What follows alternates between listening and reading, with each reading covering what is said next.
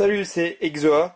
Aujourd'hui, on va parler du SSD M4 de chez Crucial, le modèle à 128 Go qui vaut aux alentours de 121 €.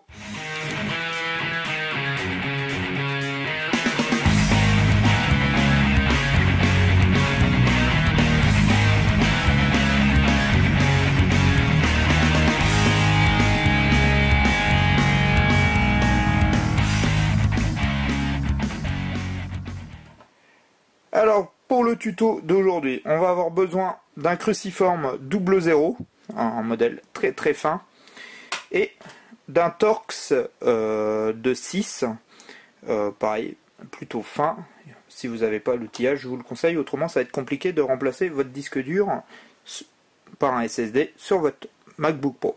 Alors j'ai gagné du temps à toujours savoir, là, les petites vis sont sur cette partie-là, et celle du fond, et les trois grosses vont là.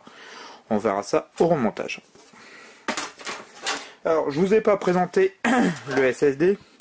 Le voici, avec une coque, on dirait en magnésium ou un truc comme ça. La connectique SATA, vous voyez, c'est tout simple, ça fait à peu près la taille d'un disque dur traditionnel. Aujourd'hui, en fait, tout simplement, on va remplacer, j'avais un disque dur Seagate Momentus XT de 320 Go, on va le remplacer par ce SSD de 128 Go.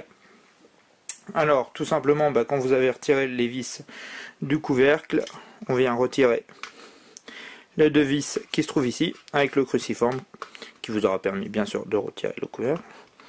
Vous voyez, rien d'exceptionnel. Hop, on retire la petite barrette noire qui se trouve ici. On vient tirer sur la languette. On vient en fait juste le retirer d'ici. Vous allez voir, il y a les tétons. On se retrouve ici avec la connectique SATA. Faites attention, la nappe est assez courte et fragile. On vient tout simplement la déclipser tranquillement de chaque côté. Et voilà, notre disque dur est retiré. Il va falloir par la suite, avec le Torx de 6, venir retirer, s'il arrive à me faire la mise au point comme d'habitude. Ça va être compliqué en fait, les petits tétons qui se trouvent ici. Simplement. Voilà. Il y en a 4, il n'y a pas d'ordre. Ils font tous la même taille. Vous pouvez mettre de chaque côté. Il n'y a aucun souci. Alors, comme d'habitude, on a des petits problèmes de mise au point. Voilà. Et là, votre disque dur, on n'en a plus besoin. Et tout simplement, on vient prendre le SSD. Vous avez, les trous sont les mêmes que sur un disque dur traditionnel de 2,5 pouces.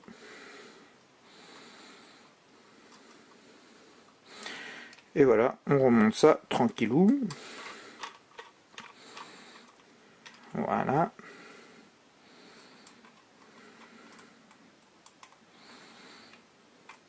Bon, c'est la partie un peu chiante, j'ai gagné un peu de temps parce que je trouvais ça déjà un peu long.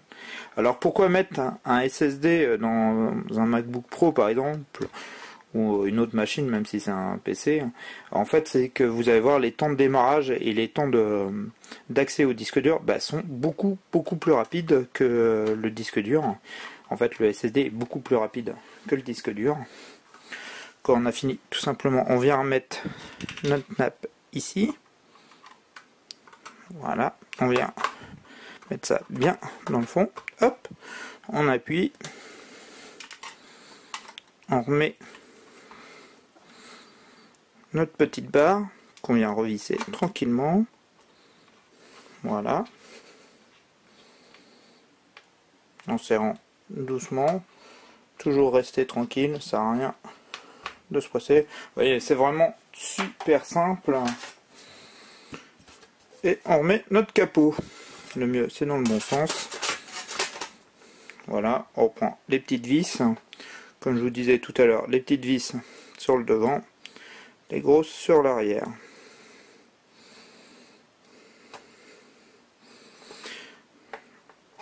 Alors, en attendant que je remonte, tout simplement, le SSD va nous faire gagner surtout en rapidité, en démarrage et dans les applications lourdes. Par contre, le petit désavantage du SSD,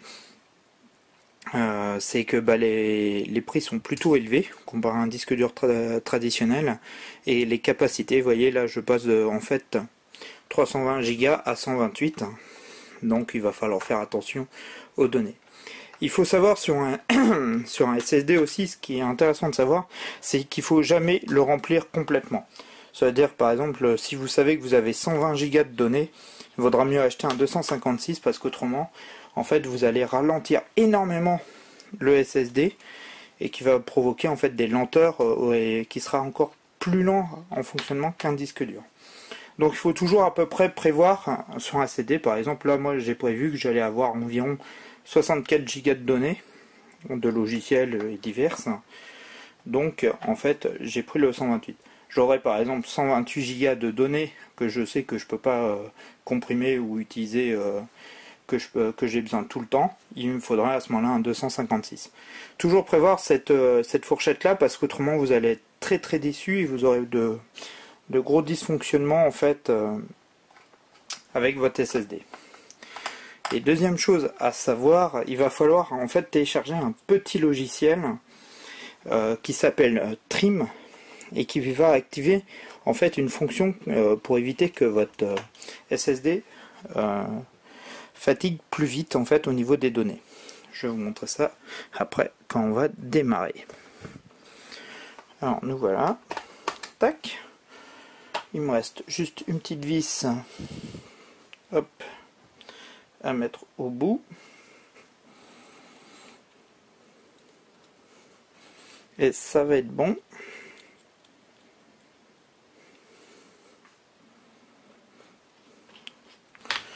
Voilà. On vérifie toujours que les vis ne dépassent pas du capot. C'est toujours mieux. Et on va démarrer notre ordi. Alors, vous allez voir, il est bien sûr éteint. Vous allez voir que c'est plutôt rapide à fonctionner. Bien sûr, hein, j'ai déjà installé mon système dessus. Vous pouvez utiliser les tutos que j'ai pour faire créer une clé sous macOS Lion pour réinstaller votre système et diverses. Alors, on va essayer de se caler. Voilà. Et vous voyez, c'est super rapide à démarrer. Je vais vous montrer après 2-3 fonctions intéressantes sur le SSD et de petits logiciels qui peuvent être pratiques. Je vais juste revenir sur les caractéristiques un peu de ce SSD. On est sur un Crucial M4 de 128 Go. Il fait 75 grammes, donc plutôt léger. Il fonctionne en SATA 6 Go secondes. Il est aussi compatible sur le SATA 3 Go secondes. En lecture, on arrive à 415 mégabits seconde et en écriture à 175 mégabits seconde. Et on est sur de la mémoire MLC, donc qui est plutôt un standard. Il fonctionne plutôt bien pour le moment. Moi, ça fait un petit mois là que je l'utilise. Il n'y a vraiment aucun souci que j'ai rencontré. Voilà, à peu près, il vaut dans les 121 € sur le site de Crucial et les frais de livraison sont gratuits en ce moment.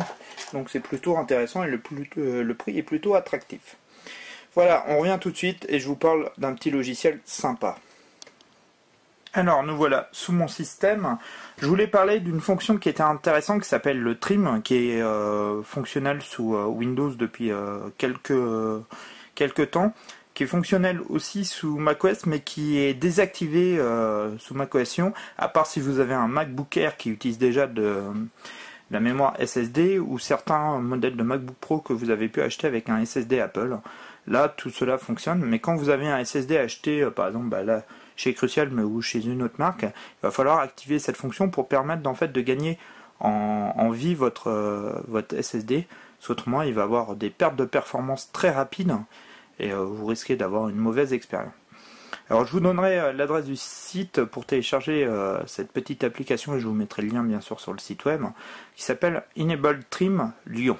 Alors bien sûr c'est si vous utilisez macOS Lion comme système. Vous cliquez tout simplement dessus et à ce moment-là vous allez arriver sur ce logiciel qui est en fait un patch pour activer la fonction Trim. Il vous explique bien sûr à quoi cela fonctionne. Et il faut savoir une chose aussi, dès que vous allez changer de version, par exemple de macOS Lion 10.7.1 vers 10.7.2, à chaque fois que vous allez mettre à jour votre système, il faudra réactiver la fonction. Tout simplement, là, pour l'activer, il va falloir appuyer sur Activer Trim. Vous appuyez dessus, il va faire quelques modification, et puis il va activer le trim de votre macOS. Vous pouvez le désactiver ou restaurer la version d'origine. Si vous ne faites pas ça, comme je vous disais, vous allez perdre en performance et en durée de vie de votre SSD. Il faut savoir qu'un SSD, vu que c'est de la mémoire flash, en fait, en écriture, il faut qu'il l'écrive aléatoirement sur le disque pour pouvoir garder une vie longtemps. Comparé à un disque dur où ça peut être linéaire, vu que c'est des disques, il n'y aura pas à force d'usure. C'est pour ça qu'en fait, il faut activer cette fonction trim. Il faut savoir que le SSD est quand même plus robuste qu'un disque dur, vu qu'il n'y a aucune partie mécanique. C'est là aussi le côté intéressant du SSD. Si vous baladez énormément votre MacBook Pro, c'est très pratique d'avoir un SSD. C'est beaucoup moins fragile, ça ne craint pas les chutes ou quoi que ce soit. L'avantage aussi, c'est que c'est beaucoup plus rapide en écriture et en lecture. Donc vous avez des temps de démarrage qui sont très rapides, des temps de fonctionnement de gros logiciels, par exemple Final Cut, qui est très lourd, s'ouvre rapidement. C'est vraiment très agréable pour ça. Ou des jeux, si vous utilisez StarCraft 2 par exemple, ou Diablo 3 dernièrement qui est sorti, se charge très vite sur un SSD. Je vous conseille vraiment de mettre les logiciels les plus lourds sur un SSD et d'utiliser plutôt un disque dur externe pour mettre vos données générales, vos photos, à part si vous utilisez une bibliothèque régulièrement de photos, mettre plutôt les vidéos, tout ça, sur un disque dur externe. Voilà, c'était Exoa pour exoaware.fr et à très bientôt. Ciao!